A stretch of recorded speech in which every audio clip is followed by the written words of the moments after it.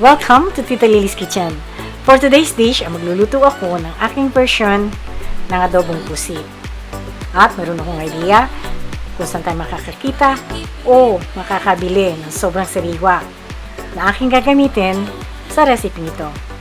Kaya, samahan niyo ako at magtutur muna tayo.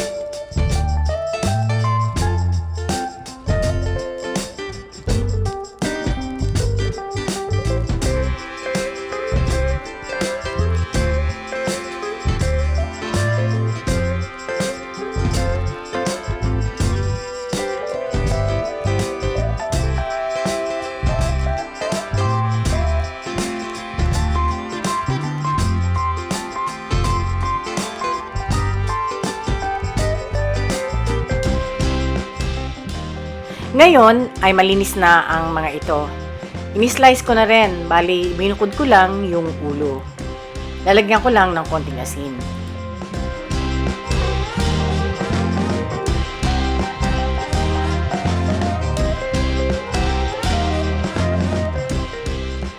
Balikan naman natin yung iba pang ingredients na aking gagamitin. Gagamit ako dito ng bawang, sibuyas, kamatis, siling berde, suka, meron akong toyo, asin, paminta, at syempre gagamit din tayo ng mantika. Now, let's start cooking. Paiinitin lang itong mantika at pagkatapos ay igigisa ang bawang.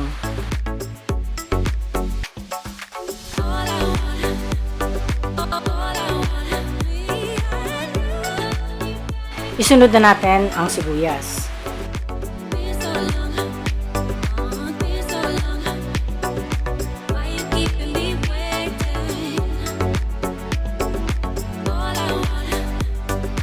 Kapag ganito na medyo clear na ang kulay ng sibuyas, pwede na natin ilagay ang kamatis.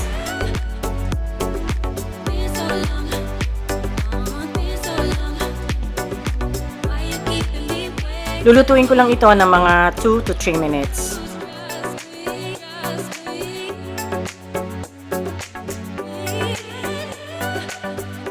Ngayon ay ilalagay ko na itong siling berde at isasabay ko na rin itong mga pusit. Hahaluin ko lang to combine with the rest of the ingredients.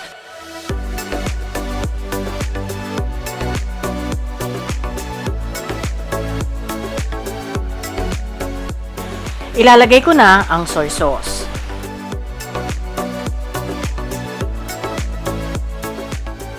Ground black pepper and vinegar. Hihintayin ko lang na mag-evaporate yung acid ng suka bago ko ito haluin. Kapag nagluluto ako ng puset, it's either madalian o matagalan. In this case, doon ako sa huli. Around 30 to 40 minutes cooking. By this time, retenderize na to.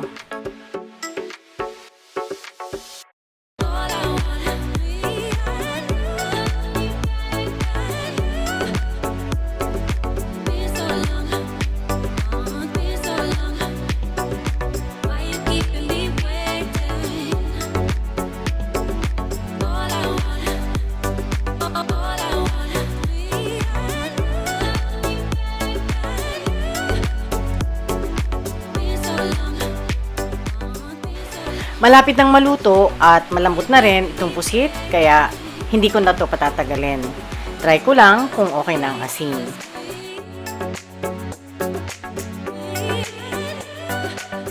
Medyo kulang pa, kaya dadagdagan ko lang ng konti. Again, it's up to your preference. And this time, adobong pusit is finally cooked.